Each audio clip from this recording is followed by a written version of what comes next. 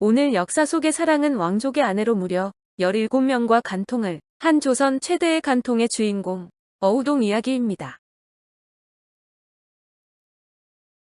어우동이란 별명으로 더 널리 알려진 어우루동은 1440년경에 충청북도 음성군에서 태어난 여자로 조선 성종 때 장안을 떠들썩하게 한 간통 스캔들의 주인공입니다. 조선시대의 금기에 가까운 간통 사건을 일으켰기 때문에 가문에서 파문되어 성을 뺀 자신의 별명인 어우동으로 기록되어 있는데 일부 문헌에는 어우루동으로 기록되기도 합니다. 어우동의 뜻은 같이 어울려 통하다는 의미인데 중세 한국어에서 어른 관계를 통하다는 의미로 서동요나 황진이의 시조에서 찾아볼 수 있고 어른이란 단어에 그 흔적이 남아 있습니다. 을자를 리을 받침으로 사용하기 때문에 실제 발음은 어루동, 얼동에 가깝다는 주장도 있는데 시와 서화에 능하였으나 그녀의 작품은 대부분 인멸되거나 실전되었습니다. 출생과 결혼 그리고 소박 1440년경 현재 충청북도 음성군인 충청도 음성현의 양반 집안에서 태어나 곱게 자랐는데 연산군 일기에 어우동을 구마라고 칭해 본명이 박구마로 추측되기도 합니다. 아버지는 승문원 지사 박윤창, 어머니는 정기덕, 오빠는 박성근이었는데 토령대군의 오남의 서자인 태강수 이동과 혼인했지만 이동은 아내를 좋아하지 않았다고 합니다. 외명부의 풍계인 해인으로 봉작되었으나 그 후 어우동의 이름은 왕실족보에서 삭제되었고 친정어머니 정씨도 친정과 시댁의 족보에서 삭제되었으며 박윤창 역시 족보에서 삭제되었습니다. 전설에 의하면 어우동에게는 일찍부터 마음에 두었던 이웃집 남자가 있었지만 그 남자의 집안이 한미에 부모가 반대하였고 눈물의 이별을 한 뒤 정략에 의해 종실인 태강수 이동과 결혼을 했다고 합니다. 태강수와 결혼 후 딸만 한 명 얻었을 뿐 아들을 낳지 못했는데 후사를 잊지 못한다는 이유로 시댁의 무시와 냉대를 견뎌야 되었고 그러던 중 딸 번자와 함께 버려지게 됩니다. 이동은 이혼을 속셈으로 아내 어우동이 집에 온 은장이와 바람났다고 모함했지만 조사 결과 무고로 밝혀져 어우동과 재결합하라는 명을 받았지만 무시하고 아내를 내쫓았다고 합니다. 그녀가 축출된 배경은 연경비라는 기생 또는 첩을 사랑해서 억지로 어우동의 허물을 잡아 쫓아내었다는 설도 있는데 이동은 첩에게 빠져 함부로 부인을 버린 죄로 삭탈관직을 당했습니다. 그러나 팔은 안으로 굽는다고 종친이었던 이동은 몇 개월 뒤 관직을 되찾았고 어우동은 법적으로는 태강수의 부인이었지만 버림받은 처지가 되었습니다. 질주의 시작 그 뒤 어우동은 딸과 종을 데리고 친정으로 갔으나 아버지 박윤창이 받아주지 않아 길가에 집을 마련하고 거처하던 중 홀로 앉아 슬퍼하며 탄식하자 한 계집종이 그를 위로했다고 합니다. 상원부 관리인 오종년이 용모가 태강수보다 월등히 나으며 신분도 천하지 않으니 주임께서 만약 생각이 있으면 자기가 불러오겠다고 했고 계집종이 오종년을 데려오니 어우동이 맞이했다고 합니다. 그러나 나중에 오종년과도 결별을 했고 남편 이동에게 이혼당한 뒤 그는 오히려 수십 명의 선비, 조감 및 유생들과 관계를 가졌는데 당시 스캔들의 내용이 대동여승, 용제총화, 성종실록 등에 전합니다. 이후 그는 정식으로 기녀 수업을 받고 기녀가 되어 여종과 함께 기생은세를 하며 기방에 출입하던 중 남편의 육촌인 세종의 서손자로 계양군의 서자 방산수 이난을 만나 사귀게 됩니다. 방산수는 세종의 서자 계양군의 넷째 서자로 어우동은 춤과 시, 재색에 능했는데 이난은 어우동의 재색에 매료되어 이후 그녀를 자주 찾았다고 합니다. 이난은 정이 매우 두터웠던 나머지 자기 팔뚝의 이름을 새기기를 청하여 먹물로 새겼고 나중에 어우동이 체포되었을 때 끝까지 그녀를 변호하고 선처를 호소한 인물이었습니다. 그 뒤 여러 남성과 사귀었고 그의 시, 검은고 등의 재주를 높이 사서 당대의 명사와 유생, 부녀자들까지 그의 집에 수시로 출입했다고 합니다. 그러다 어느 과거 급제자를 희롱한 일로 소문이 확산되는데 더 이상 꺼리낄 것이 없는 데다 대담해진 그녀는 과거에 합격해 육아를 하는 홍찬을 보고 간통하고 싶은 마음이 일었습니다. 그 후 길에서 만나자 소매로 그의 얼굴을 슬쩍 건드렸는데 이에 홍찬이 그녀의 집으로 가 정을 통하기도 했고 양반에만 국한된 것은 아니라 서리 감히양이 길에서 희롱하자 간통하기도 했습니다. 그 뒤 남편의 팔촌이자 정종의 9째 아들 석보군의 서손자인 수산수 이기를 만나 간통하게 됩니다. 이기는 그녀의 미모에 혹하여 어우동이 몸종을 불러내 누구의 딸이고 아내인가를 물었고 여종은 내금위의 첩이라고 하자 이기는 어우동을 불러들였습니다. 이후 그 밖에 내금위 구전, 하교홍찬, 생원 이승원, 서리 가미양, 서리 오종년, 가미형, 생도 박강창, 양인 이근지, 산호 직업이와 간통을 했습니다.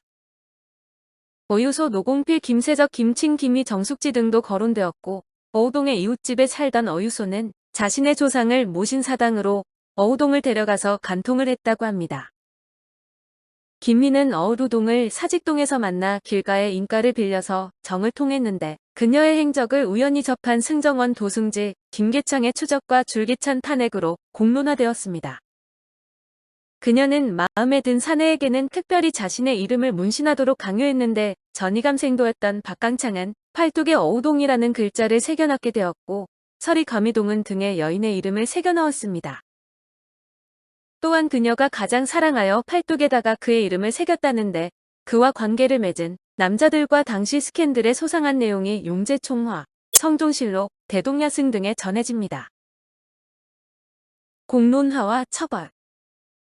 성종 11년인 1480년엔 어우동 연애 스캔들의 소문이 돌면서 진상을 요구하는 공론이 형성되었는데 김종직과 살인파 출신 사간원, 사원부의 엄관들과 훈구파의 탄핵을 받고 위금부에 끌려갑니다.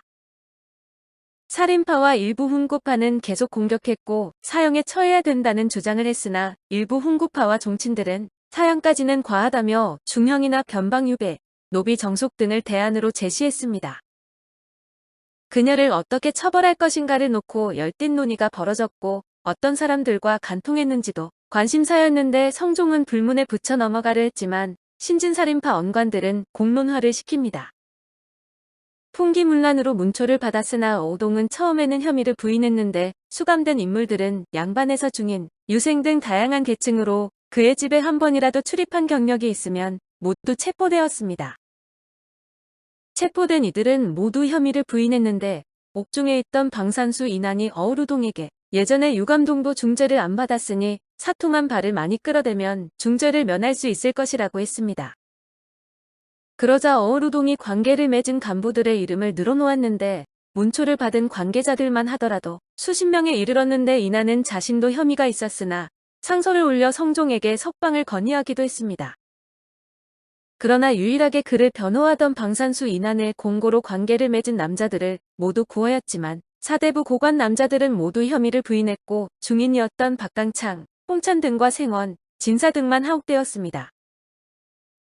남성들은 부인했지만 그녀는 내금위 구전 항유, 홍찬 생원 이승원, 서리 가미형 오동년 가미형, 생도 박강창 양인 이근지 산호 직업이 어유소 노공필 김세적 김칭 김희 정숙지 등의 이름을 댔습니다.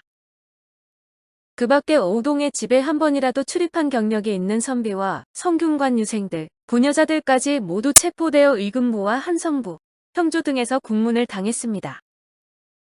사사로이 시문을 주고받고 그의 가야금, 검은고, 그림 제주를 보고 출입했던 이들조차 체포되어 간통범이라는 의심을 받고 지탄당하게 되었습니다. 조정에서는 이 사건을 두고 사형과 유배로 의견이 나뉘었는데 승정원은 어우동의 죄를 대명류의 남편을 배반하고 도망하여 바로 개가한 것으로 교부대시해야 한다고 주장했습니다. 이후 그녀를 처형해야 된다는 비난 여론이 계속되었고 성종은 기양이나 유배로 형을 정하고 불문율에 붙이려 하였으나 탄핵이 계속되었습니다.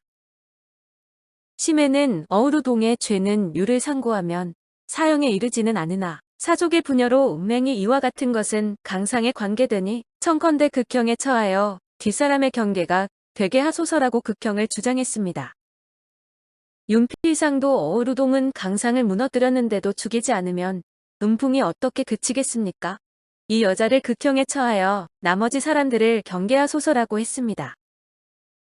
행사원부집의 이덕숭도 어우동을 공격했는데 사건과 연관된 이난, 어유소 등을 탄핵해 유배할 것을 요구했고 어우동의 사형을 주장했습니다.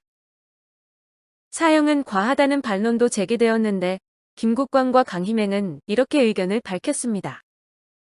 어우동은 종실의 부녀로서 음욕을 자행하기를 다만 뜻에만 맞게 하여 친척과 귀천을 가리지 않고 즐겨 서로 간통하면서 이륜을 손상시킨 것이 이보다 심함이 없습니다. 마땅히 조종조의 법에 따라 중벌에 처하여 규문 깊숙한 속에 음탕하고 추잡한 무리들로 하여금 이것을 듣고서 경계하고 반성하게 함이 옳겠습니다. 중국 조정의 예에 의하여 저작거리에 세워 도읍의 사람들로 하여금 모두 보고서 징계가 되게 한 연후에 율에 따라 멀리 유배하소서. 어우동을 변호하는 인물은 방산수 이난과 친어머니 정씨 등 소수였고 김국광과 강희맹 등은 사형은 과하다며 유배 정도로 족하다고 했습니다. 또한 그의 시 검은고, 가야금, 춤 등의 재주가 뛰어났기에 죽이기에는 재주가 아깝다는 이유로 동정 여론이 나오기도 했지만 탄핵은 계속되었는데 특히 동부승지 김계창의 끈질긴 탄핵을 받게 됩니다. 조정에서는 이 사건을 두고 사형과 유배로 주장이 나누어졌으나 결국 성종은 승정원과 양사의 탄핵을 승인하여 1480년 10월 18일에 삼종지도를 문란하게 했다는 제명으로 처형되었습니다. 조선조 최대의 스캔들 사건의 주인공이었으나 그녀와 통정한 인물들은 모두 사면되었고 살인파와 훈구파의 맹공을 받고 삼종지도를 문란하게 했다는 제명으로 어우동만 사살을 당했습니다. 그녀만 사형당해 동정 여론이 일기도 했는데 어우동의 기록이 조선 왕조실록에까지 남겨진 것은 그녀와 정을 통한 남자들 중에 고관대작들과 그들의 자식이 여러 명 있었기 때문입니다. 심지어는 서로 사촌 사이인 왕족들이 어우동과 관계를 맺은 것이 드러났는데 양반 여성이 양인, 노비 등 성종실록에 기록된 인명 기준으로 17명과 정을 통한 간통 사건이라 파문이 컸다고 합니다. 성종은 양반 과부의 수절에 관해 완강한 생각을 가지고 있었는데 일례로 양반 출신 과부가 재혼하는 것은 고려 후기부터 죄악시되어 왔지만 성종 때 과부제가 금지법으로 법제화되었습니다. 그래서 이 사실을 알게 된 조정에서는 왕실 및 상류층의 체면 때문에 이를 덮으려고 했지만 도승지 김계창이 격분에 강력하게 처벌을 건의했고 성종이 이를 수용하게 됩니다. 성종 11년 6월 13일 의금부에서 전지하기를 방산순 안이 태강수동이 버린 아내 박씨를 간통하였으니 국문하라 하였다. 이틀 뒤인 6월 15일 좌승지 김계창이 들어와 고하니 임금이 말하기를 들으니 태강수동의 아내 박씨가 죄가 중한 것을 스스로 알고 도망하였다 하니 끝까지 추포하라 하였다. 김계창이 말하기를 박씨가 처음에 은쟁이와 간통하여 남편의 버림을 받았고 또 방산수와 간통하여 추한 소문이 일국에 들리었으며 또 그 어미는 노복과 간통하여 남편에게 버림을 받았습니다. 한 집안의 응풍이 이와 같으니 마땅히 끝까지 추포하여 법에 따라 처치해야 합니다. 하니 임금이 말하기를 가하다 하였다. 어우동은 간통죄가 아닌 강상죄로 처형되었는데 강상죄는 엄청나게 무거운 형벌로 원래는 가족 내의 폐륜 범죄, 종이 주인을 겁탈하거나 살해한 경우 적용했습니다.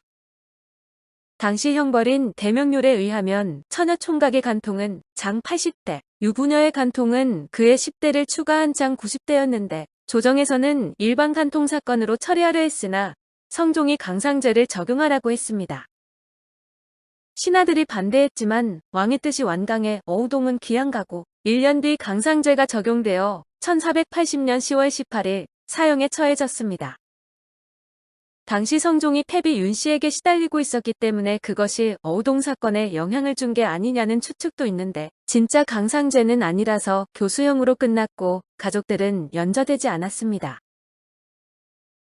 어우동 그 후 그해 11월 13일에는 종부시의 상언으로 왕실의 족보인 선언록에서 그녀의 이름이 삭제되었으나 그와 간통했던 사람들은 가벼운 벌만 받았고 어우동이 죽은 뒤 모두 사면되거나 실직에 복귀하였습니다. 어우동은 사호 유감동, 이구지, 대방군부인 송씨와 함께 조선 왕조가 멸망할 때까지 음녀의 대명사로 매도당했는데 그녀의 시, 검은고, 가야금, 춤 등의 재주는 잊혀졌습니다. 이후 야담과 소설 및 연극의 주인공으로 구전되거나 극화되었으며 1897년 광무개혁 이후 연극과 구전, 문학, 희곡, 영화 등의 소재로 활용되기 시작해 1910년 조선 멸망 이후 재평가 여론이 나타났습니다. 그녀의 시는 작품성이 높이 평가되었으며 그림도 그렸으나 음란한 여성, 부덕을 어긴 여성의 한 사람으로 지목되면서 대부분 인멸, 실전되었습니다. 여러 작품을 남겼으나 몇 수의 시조만 전해지는데 권응이는 송기만록의 익명으로 언급된 어우동의 시로 여겨지는 부여해고시를 소개하고 있습니다. 부여해고. 백마대 공경기세. 백마대 텅빈지 몇 해가 지났는고. 락화암 이꺼다시. 락화암은 선체로 많은 세월 지났네. 청산약 부증암목. 청산이 만약 침묵하지 않았다면 천고흥 망문가지. 천고의 흥망을 물어서 알 수 있으련만. 시문과 서신을 주고받는 사이와 연인 등 다양한 사람들이 존재했고 이혼한 뒤였지만 왕족의 아내였기에 간통으로 몰려 죽은 것인데 그녀 이야기는 야사를 모은 책인 대동야승에 이렇게 기록되어 있습니다. 그 여자는 이로부터 방자한 행동을 거리낌 없이 하였다. 그의 계집종이 역시 예뻐서 매양 저녁이면 옷을 단장하고 거리에 나가서 예쁜 소년을 끌어들여 여주인의 방에 들여주고 저는 또 다른 소년을 끌어들여 함께 자기를 매일처럼 하였다. 꽃 피고 달 밝은 저녁엔 정욕을 참지 못해 둘이서 도성 안을 돌아다니다가 사람에게 끌리게 되면 제 집에서는 어디 갔는지도 몰랐으며 새벽이 되어야 돌아왔다. 길가에 집을 얻어서 오가는 사람을 점찍었는데 계집종이 말하기를 누구는 나이가 젊고 누구는 코가 커서 주인께 바칠 만합니다 하면 그는 또 말하기를 누구는 내가 맞고 누구는 내게 주리라 하여 실없는 말로 희롱하여 짓거리지 않는 날이 없었다. 대동야승. 한편 어우동은 번저라는 이름의 딸을 한 명 남겼는데 이 딸의 아버지가 누구인지 몰라서 더 화제가 되었다고 합니다. 가족들이 연좌되지는 않아 그녀의 딸 번저가 그 후 어떻게 되었는지 전해지는 것은 없지만 그 출신과 사건 파장을 생각하면 그리 좋은 여생을 보내지는 못했을 것입니다. 실록에서 확인되는 마지막 행적은 외삼촌 박성근의 존속살해 사건 때 의금부에서 국문을 받던 중 증언한 것이 마지막으로 가족들이 연좌되어 변방으로 추방될 때 같이 추방됐을 가능성이 큽니다. 대중들에게는 기생의 대명사로 알려져 있으나 어우동은 엄연히 양반 가문 출신이며 기생이 아닌데 남편이었던 태강수 이동과의 이혼 이후 기녀 행세를 하며 기방을 드나들긴 했다고 합니다. 이것은 어우동의 존재를 세간에 널리 알린 방기환의 소설과 그 소설을 바탕으로 한 영화의 영향이 큰데 여러 왕손들과도 관계를 맺었음을 생각해보면 왕족에 대해 한을 품었다고 봐야 할 듯합니다. 연관된 고관대작들은 어우동의 사형 이후 재등용되었다지만 사람들의 비웃음과 소문을 견디지 못해 그만둔 사람들도 여럿 있었다고 합니다.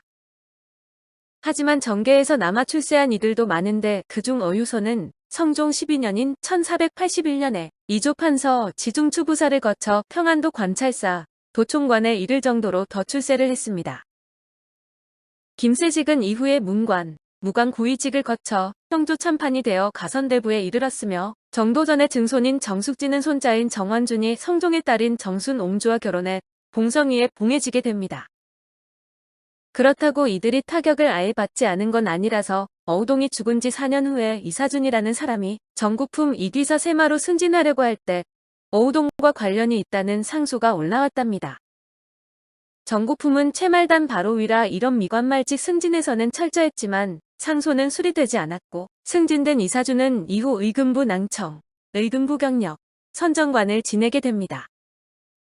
결국은 유전무죄 무전유죄로 다른 고관대작들은 어우동이 사형되고 되려 더 출세했으니 화관이었다는 점에서 기가 막힌 일입니다. 가끔 가다 성종과 관련이 있다는 이야기도 나오는데 말도 안 되는 소리로 이런 루머가 퍼진 이유는 어우동과 노란한 사람 중에 이씨 성을 쓰는 선비가 있어 그 선비가 성종이란 짐작 때문이었답니다. 그러나 성종은 어우동을 싫어했으면 싫어했지 좋아하진 않았을 것인데 특히 어우동 스캔들은 성종에게 있어서도 정치적으로 큰 타격이었습니다. 당시 성종은 원상 집단과 훈구파에 맞서 자기 세력을 키우려 했는데 그 중요 인물과 유망주들이 어우동 사건에 연루되었던 것입니다. 김칭, 김세적, 김휘, 정숙지 등은 성종의 총애를 받고 성장한 세력이었고 이승원도 종친의 사위로 성종이 눈여겨볼 법한 유망주였는데 이들이 줄줄이 정치적 타격을 입게 된 것입니다. 여기에 소방 맞긴 했지만 법적으로는 여전히 왕족의 아내인 여인이 시가 친척인 여러 왕족을 비롯해 많은 남자들과 관계를 맺었으니 왕을 중심으로 하는 왕실의 위상도 흔들렸습니다. 소박을 맞았다는 것은 이혼을 당한 것과는 다른 이야기로 법적으로는 부부지만 배우자에게 외면당한 것을 말하는데 마누라는 싫지만 이혼이 거의 금기시되어 있어 사용한 편법입니다. 어우동과 성종이 그렇고 그런 사이였다는 스토리는 어우동 영화를 통해 처음 등장했고 그 후 나온 어우동 관련 작품들도 모두 둘을 엮는 바람에 이런 인식이 현재까지도 널리 퍼져 있는 것입니다. 어우동이 처형당하고 8년이 지난 1488년 어우동의 아버지 박윤창이 세상을 떠나고 어머니 정귀덕과 오빠 박성근이 남았는데 대사건이 다시 터지게 됩니다. 박성근이 어머니를 살해하는 폐륜 범죄를 저지른 것인데 박성근은 어렸을 때 어미가 잠을 자는데 발이 4개였다는 말을 주변 사람에게 했다가 정귀덕에게 심한 학대를 당했습니다. 정귀덕은 평소에도 대놓고 불륜을 저지르고 남편 박윤창을 자주 구타하는 등 포악한 모습을 보였는데 심지어 밤이 되면 아들을 상자 안에 가두고 옷과 음식을 천첩해 자식과 같이 주었다고 합니다.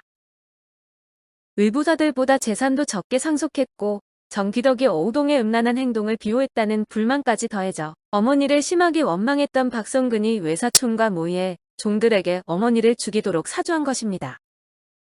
이를 알아차린 어우동의 딸 번자가 관청에 고발했고 발각되어 구속된 박성근은 강상죄로 처형될 운명이었으나 최종 판결이 떨어지기 전에 옥살을 했습니다. 가족들은 연좌되었으나 노비로 전락하는 것은 면하고 서인으로 강등되어 변방으로 쫓겨나며 이 집안의 스토리는 끝났는데 이 이야기는 야사가 아니라 조선왕조실록에 적혀 있습니다. 참고로 보통 나이트클럽 등지에서 한복을 입고 춤을 추거나 스트립쇼를 하는 것을 어우동쇼라고 부르는데 왜 그런 것인지는 잘 모르겠습니다. 불륜, 간통을 일으킨 범죄자라는 주장과 성리학적 도덕주의에 의한 희생양이라는 시각이 양립하고 있는데 1910년 조선 멸망 이후부터 각종 희극과 영화 등 예술작품의 소재가 되었습니다. 조선 멸망 직후부터 그녀가 먼저 남편에게 버림받았다는 점에 대한 동정 여론이 나타났으며 2000년대 이후부터는 그녀를 피해자로 인식하는 견해가 대두되고 있습니다. 한편 어우동에 대한 기사는 성종실록에도 소상히 기록되어 있는데 그것을 적은 사관들은 그 내용의 등재를 꺼려했다고 합니다. 영화로는 1985년에 개봉한 이보희 주연의 어우동과 1987년에 개봉한 김문희 주연의 요화 어우루동, 2015년작 송은채 주연의 어우동 주인 없는 꽃이 있습니다. KBS 드라마 한명회에서는 최진아가, SBS 드라마 왕과 나에서는 김사랑이 연기를 한 바 있으며 김별아의 소설 어우동, 사랑으로 죽다가 있습니다. 고우영 화백은 고우영 수레바퀴에서 어우동 이야기를 다루면서 수레바퀴처럼 역사는 돌고 돈다며 1970년에 벌어진 정인숙 살해 사건을 이야기한 바 있습니다. 오늘 역사 속의 사랑은 왕족의 아내로 무려 17명과 간통을 한 조선 최대의 간통의 주인공 어우동 이야기였습니다. 감사합니다.